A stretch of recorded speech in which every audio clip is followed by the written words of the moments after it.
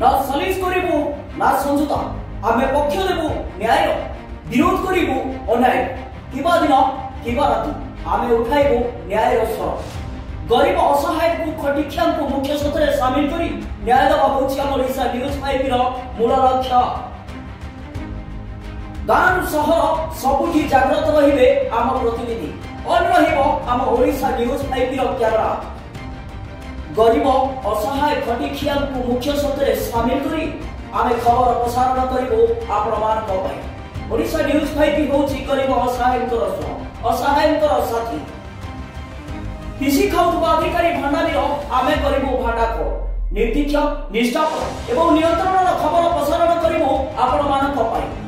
सब खबर आम पई खबर नुहे खबर को देखिबो परखिबो आ तापरे खबर परिवेषण करिबो से सब चित्र आमे देखाइबो केवल हम ओडिशा न्यूज 5 माध्यम रे